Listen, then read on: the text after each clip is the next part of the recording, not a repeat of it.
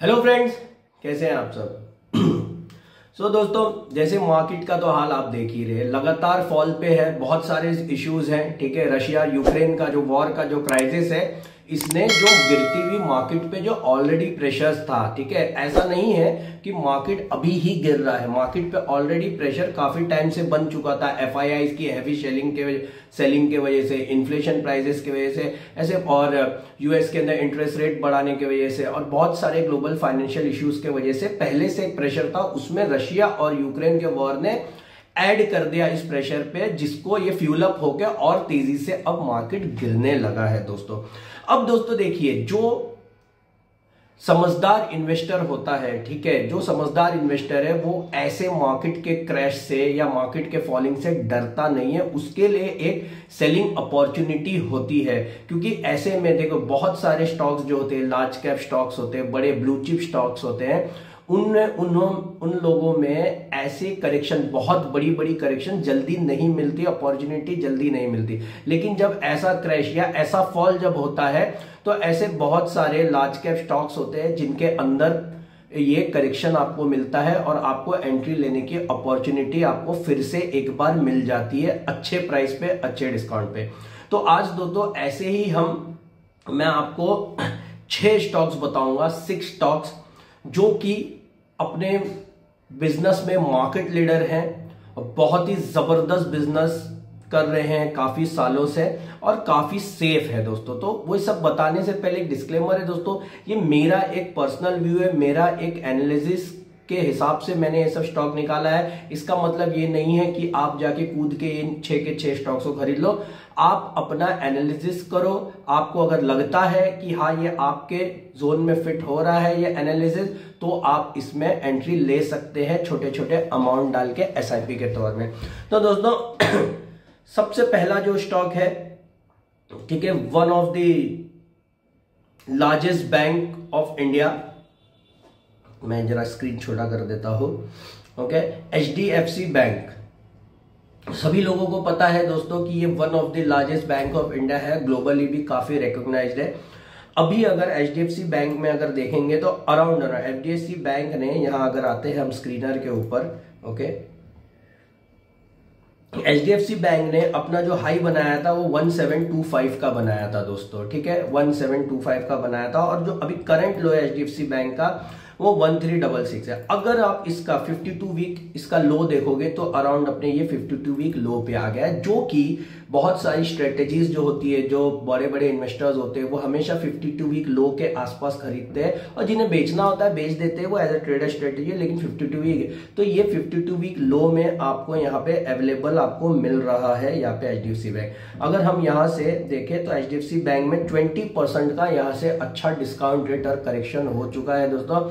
One of the largest bank है, इसका जो मार्केट कैपिटलाइजेशन है वो 7,57,555 करोड़ है, ठीक है। स्टॉक का अगर जो लोगों को पी रहता है, देखिए प्रीमियम वैल्यूएशन पे एचडीएफसी बैंक बहुत ही बड़ा बैंक है, बहुत ही अच्छा स्टॉक है, तो थोड़ा प्रीमियम वैल्यूएशन पे इंडस्ट्री के हिसाब से मिलेगा, लेकिन बहुत ज्यादा भी महंगा नहीं है।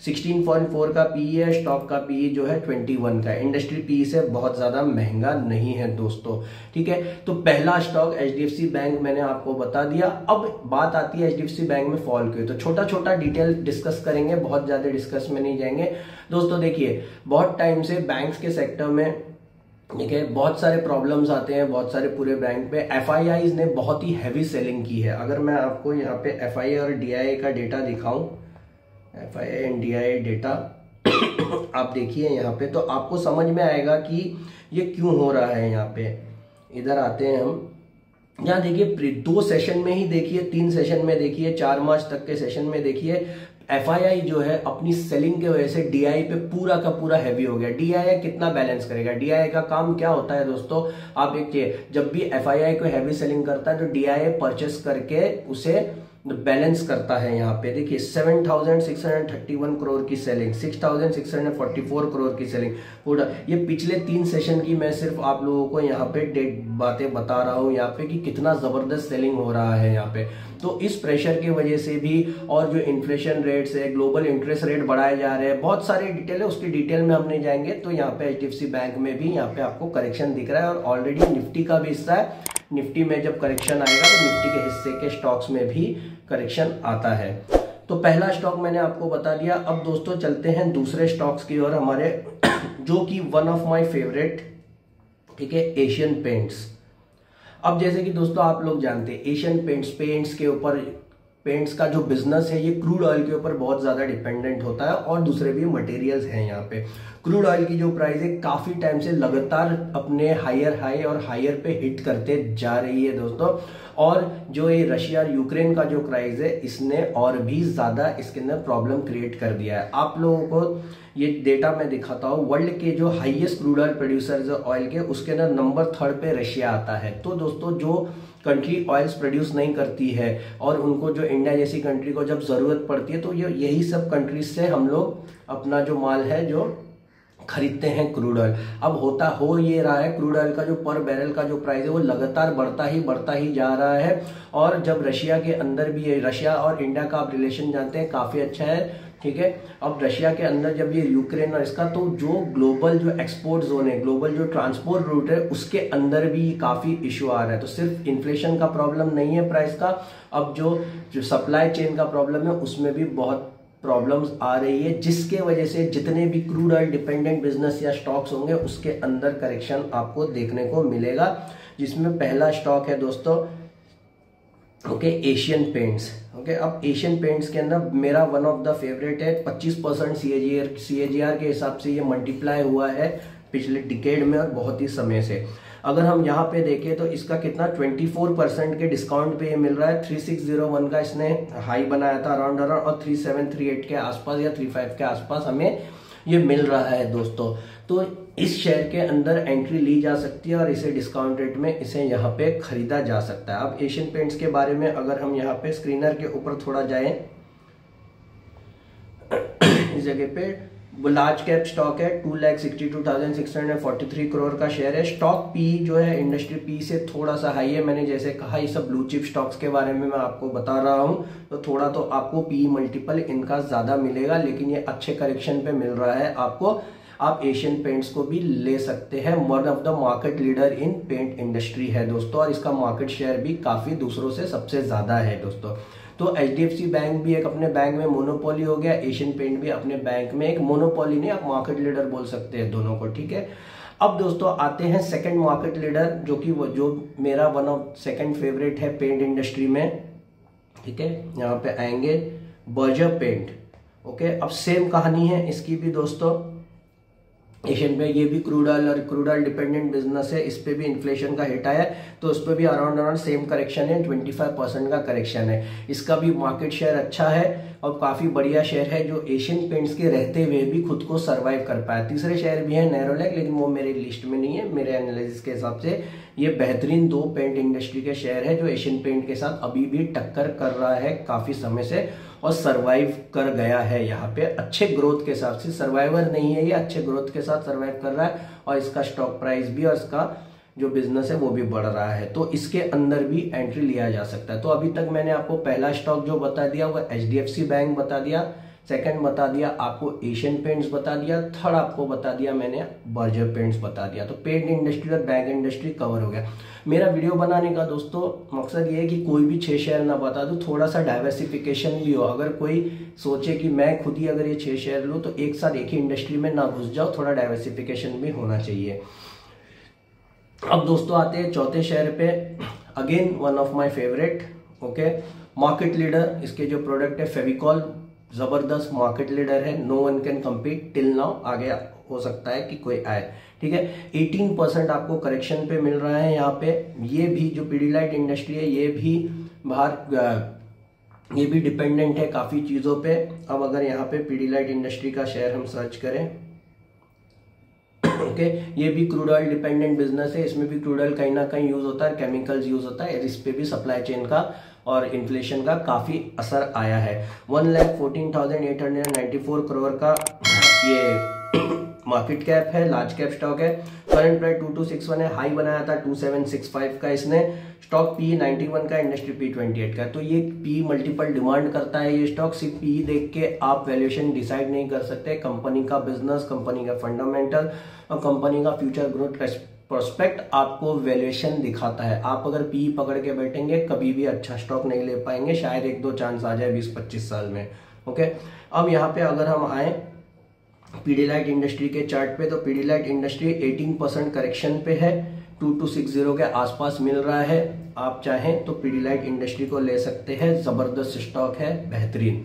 ठीक है, अब आते हैं दोस्तों, हमने अभी तक 4 स्टॉक बता दिया, अब आते हैं 5वें स्टॉक पे, DMart. This is also one of my favourite. मैं वन ऑफ माई फेवरेट इसलिए बता रहा हूँ दोस्तों, क्यों बोल रहा हूँ ये बार बार, बहुत से लोग कमेंट्स करते हैं सर आप इसके ऊपर एंट्री के। तो मेरा देखो, ये जितने स्टॉक्स मैं बता रहा हूँ इस सब में मेरी होल्डिंग है। ओके, तो ऐसा नहीं है कि मैं कुछ भी आपको उठा के, लेकिन हमेशा जब स्टॉक्स के कोई दूसरे वीडियो, ऐसा जरूरी नहीं है मैं सब में मेरी होल्डिंग रखूं, क्योंकि मैं सब स्टॉक्स नहीं ले सकता। ठीक है, एवेन्यू सुपरमार्ट, देखिए दोस्तों इस स्टॉक के बारे में ना बहुत सारे ऐसे होते हैं कि ये बहुत महंगा है, बहुत महंगा है, बहुत महंगा है। दोस्तों ठीक है, चलो महंगा है, मैंने तो इसे कुछ अच्छे प्राइस में भी लिया है, महंगे में, और इसे सस्ते में भी लिया है काफी टाइम, क्योंकि मुझे लगता है एवेन्यू सुपरमार्ट, डीमार्ट का बिजनेस बहुत ही जबरदस्त है।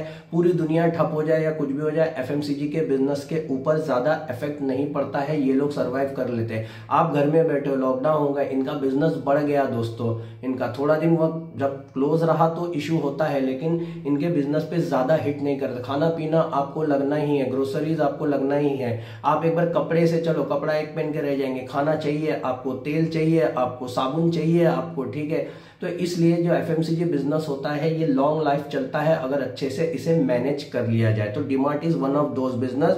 ठीक है, 30% करेक्शन पे, बहुत ही अच्छे डिस्काउंट पे 4110 पे आपको मिल रहा है। इसका भी आते हैं स्क्रीनर के ऊपर, देखते हैं डीमार्ट 266,248, 2,66,248 करोड़ का मार्केट कैप है, लार्ज कैप स्टॉक है। हाई बनाया था 5900 का और करंट प्राइस है 4110। स्टॉक पी मत देखो इसका बहुत ज्यादा है, अगर आप स्टॉक पी देखोगे तो घबरा जाओगे। इंडस्ट्री पी 271 का दिखा रहा है, स्टॉक पी ज्यादा नहीं देखना है दोस्तों। एक पी के वैल्यूएशन के ऊपर भी आपको एक वीडियो बना दूंगा आगे इन फ्यूचर में, तो आप लोगों को समझ में आए कि पी कब देखना चाहिए, कब नहीं देखना चाहिए, और एक स्टॉक का वैल्यूएशन सिर्फ पी पे डिपेंड नहीं होता है यहाँ पे। तो डीमार्ट को भी आप ले सकते हैं, बहुत ही जबरदस्त बिजनेस है और मुझे इसके ऊपर बहुत ही ज्यादा मैं बुलिश हूं इन फ्यूचर। अब आते हैं दोस्तों जबरदस्त और एक last one of my favourite stock, HUL, Hindustan Unilever limited. बहुत ही अच्छे करेक्शन पे यहाँ पे हमें मिल रहा है, यहाँ पे अराउंड ये भी 30% करेक्शन पे है यहाँ पे। दोस्तों देखिए, एक आपको एक डेटा बताता हूँ, निफ्टी 50 जो है, निफ्टी 50 का जब से इंसेप्शन हुआ 1996 में, जब 1107 के आसपास था, और आज निफ्टी जब 15, 16, 18 हजार करोड़, तब तक निफ्टी के अंदर से बहुत सारे स्टॉक्स निकल गए, लेकिन 3 से 4 स्टॉक्स थे, 13 या 10 या 13 स्टॉक्स थे, मुझे एग्जैक्ट याद नहीं है, जो आज तक इंसेप्शन से अभी तक इसके अंदर है। उसमें से दोस्तों जो स्टॉक्स थे जो आज तक है 25 साल से जो निकल गए, सर्वाइव कर गए आज भी, वो है HDFC बैंक और हिंदुस्तान यूनिलीवर लिमिटेड इस लिस्ट में, और भी काफी रिलायंस भी हैं यहाँ पे। ठीक है, तो आप समझ सकते हैं ये अप डाउन कितना हुआ है निफ्टी में, कैसे कैसे सिचुएशन है। लेमन ब्रदर क्राइसिस आया, डॉटकॉल बबल क्राइसिस आया, हर्षद मेहता क्राइसिस आया, फिर अपना यूपीए गवर्नमेंट की क्राइसिस आई, कोविड का क्राइसिस आया, तो भी आज तक सर्वाइव किए। कितने बड़े बड़े बिजनेस यहाँ से निकल गए हैं दोस्तों। अब हिंदुस्तान यूनिलीवर का जो स्टॉक है 30% करेक्शन पे मिल रहा है दोस्तों। मुझे नहीं लग रहा इंडिया में बहुत ही 90% या 95% घर होगा जिसमें एक तो प्रोडक्ट हिंदुस्तान, 100% घर ऐसा होगा मुझे लगता है जिसमें कभी ना कभी किसी ने हिंदुस्तान यूनिलीवर का प्रोडक्ट यूज किया होगा। अब आते हैं हिंदुस्तान यूनिलीवर के चार्ट अपना स्क्रीनर पे। ओके, 4,74,500 करोड़ का यहाँ पे इनका मार्केट कैप है। करंट प्राइस 220 है और 52 वीक लो जो था 19, तो 52 वीक लो के आसपास चल रहा है। हाई बनाया था 285। स्टॉक का पी जो है 53 है इंडस्ट्री पे। इसका स्टॉक का पी बहुत ज्यादा इसलिए नहीं है क्योंकि ये स्टॉक बहुत ही तेजी से बढ़ने वाला स्टॉक नहीं है, स्टेबल स्टॉक है। इसे मैं एक डिफेंसिव स्टॉक की कैटेगरी में डालता हूं। ऐसा नहीं है ग्रो नहीं होता, लेकिन ये जल्दी दूसरे छोटे मोटे इवेंट से बहुत ज्यादा मार नहीं खाता है ये स्टॉक। ये आपको ये बहुत ही जबरदस्त सर्वाइवर एक स्टॉक है यहाँ पे। तो दोस्तों 6 स्टॉक मैंने आप लोगों को बता दिया, यहाँ पे दिखा देता हूँ आप लोगों को। यहाँ पे HDFC bank, Asian paints, Pidilite industries, Berger, DMart, Avenue supermart जिसको बोलते हैं, और हिंदुस्तान यूनिलीवर लिमिटेड। तो दोस्तों 6 जबरदस्त स्टॉक आप लोगों को बता, आप खुद का भी एनालिसिस कर देना। कोई भी अगर डाउट है दोस्तों कमेंट में पूछिए, मैं कोशिश करूंगा आप लोगों को जवाब देने के लिए। दोस्तों होप दोस्तों आपको ये वीडियो पसंद आया होगा, इसे लाइक करो, शेयर करो, कमेंट करो। चैनल पे और भी वीडियो उसे देखिए और लर्न कीजिए, और चैनल को सब्सक्राइब करना बिल्कुल नहीं भूलना। बाय दोस्तों, टेक केयर।